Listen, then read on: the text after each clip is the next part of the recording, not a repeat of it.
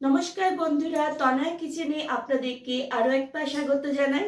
আজ আমি আবার চলে এসেছি আপনাদের কাছে অন্য একটা রেসিপি নিয়ে। আজকে আমি কাবলি চানা রান্না করে দেখাবো। তো চলুন বন্ধুরা, শুরু করি আজকের রেসিপি। আমি এখানে কাবলি চানা নিয়েছি। কাবলি চানাটাকে আমি 1 ঘন্টা আগে জলে ভিজিয়ে রেখেছিলাম। এরপর একটা প্রেসার কুকারে কাবলি চানাটাকে সেদ্ধ করে নেব। তার সাথে জল দিয়ে দিচ্ছি আর সামান্য পরিমাণ নুন দিয়ে দিচ্ছি। এরপর আমি এখানে 3-4টে সিটি দিয়ে কাবলি চানাটাকে সেদ্ধ করে নেব। কাবলি চানাটা সেদ্ধ হয়ে গেছে, এই তো ভালোভাবে সেদ্ধ হয়ে গেছে। এরপর আমি এখানে একটা কড়াই নিয়েছি। সেই কড়াইয়ে 1 চামচ গোটা ধনে দিয়ে দিলাম, 1 চামচ গোটা জিরে, 1 চামচ মৌরি, 1 টুকরো দালচিনি, 2টো ছোট এলাচ, 4টে লবঙ্গ, একটা বড় এলাচ, 2 শুকনো লঙ্কা আর 1 চামচ গোলমরিচ দিলাম। এরপর এগুলোকে শুকনো কড়াইয়ে হালকা ভেজে নেব।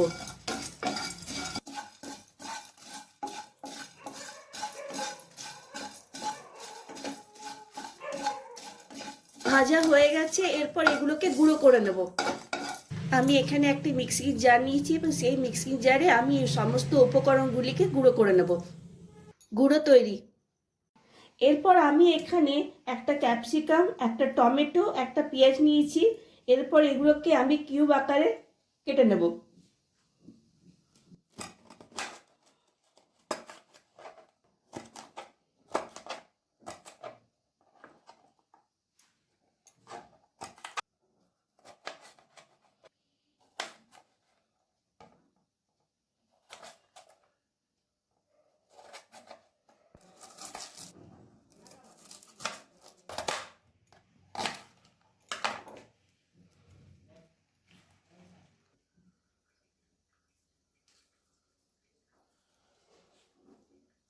এরপর আমি এখানে একটা কড়াই নিয়েছি। সেই কড়াইয়ে সাদা তেল দিলাম।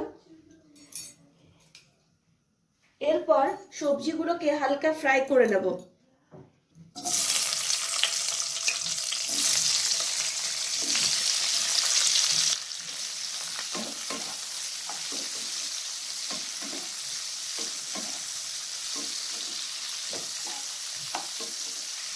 হালকা ফ্রাই হয়ে গেছে, এরপর প্লেটে তুলে নিচ্ছি।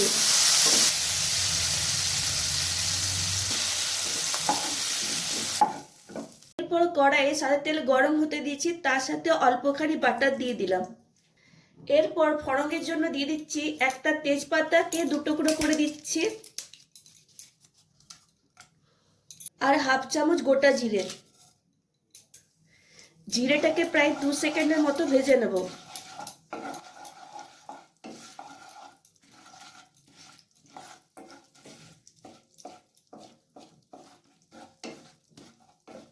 এরপর দিয়ে দিচ্ছি একটা মিডিয়াম সাইজের পেঁয়াজ কুচি।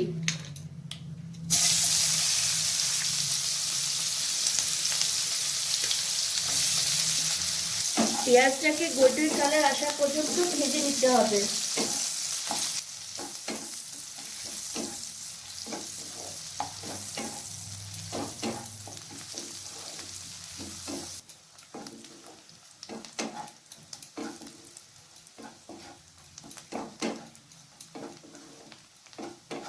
পেঁয়াজ ভাজা হয়ে গেছে, এরপর দিয়ে দিচ্ছি আদা রসুনের পেস্ট।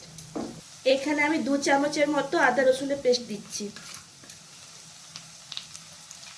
এরপর পেঁয়াজের সাথে আদা রসুনের পেস্টটাকে ভেজে নেব।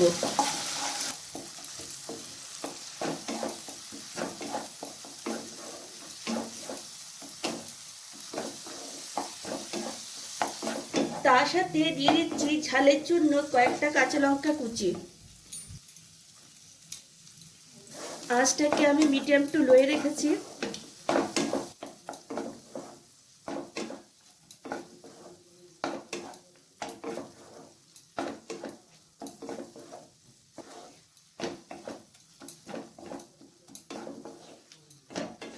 এরপর দিয়ে দিচ্ছি টমেটো পেস্ট। টমেটো পেস্টটাকে পেঁয়াজ রসুন আদার সঙ্গে ভালোভাবে মিশিয়ে নিচ্ছি।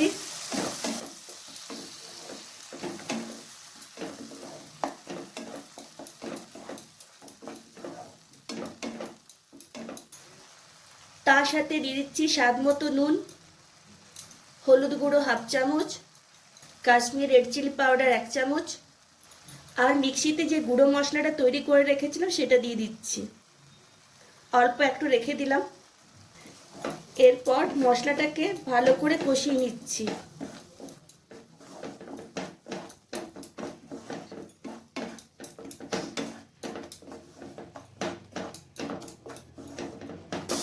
মশলা যাতে তলায় পুড়ে না যায় এর জন্য এখানে সামান্য পরিমাণে জল দিয়ে দিচ্ছি।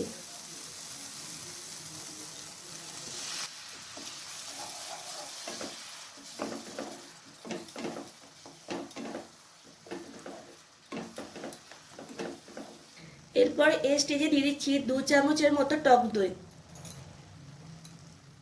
এরপর আবার টক দইয়ের সাথে মশলাটাকে ভালো করে মিশিয়ে নিতে হবে।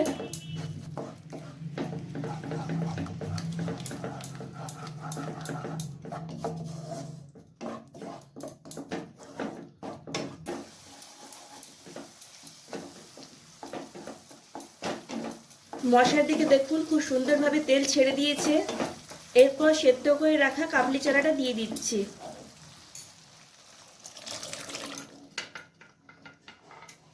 এরপর আবার মশলার সাথে কাবলি চানাটাকে ভালো করে মিক্স করে নিচ্ছি।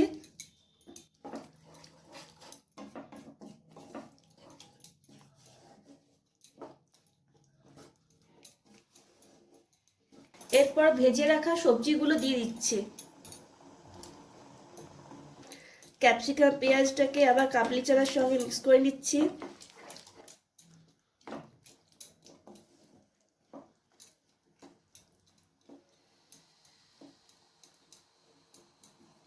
এরপর এখানে সামান্য পরিমাণে জল অ্যাড করছি।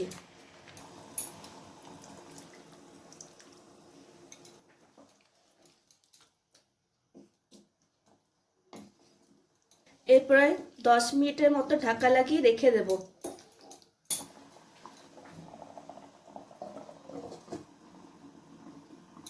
10 মিনিট পর ফিরে এলাম। এরপর দিয়ে দিচ্ছি রোস্ট করা কাসুরি মেথি, তার সাথে ধনেপাতা কুচিও ছড়িয়ে দিচ্ছি। তার সাথে যে গুঁড়ো মশলাটা আগেই তৈরি করে রেখেছিলাম সেটা দিয়ে দিচ্ছি, আর 1/2 চামচ গরম মশলা গুঁড়ো ছড়িয়ে দিলাম। এরপর ভালো করে আবার মিক্স করে নিচ্ছি।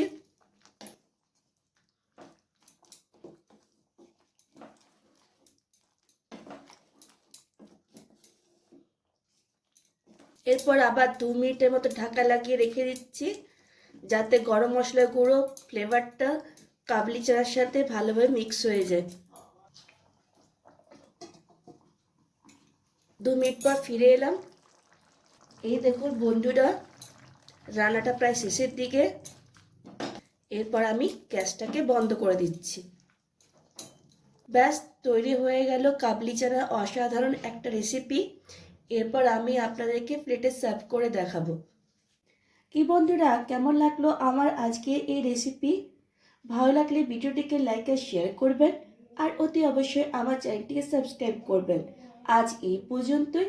নেক্সট ভিডিওতে আপনাদের সঙ্গে আমার আবার দেখা হবে অন্য একটা রেসিপি নিয়ে। ততক্ষণ পর্যন্ত টাটা, বাই বাই।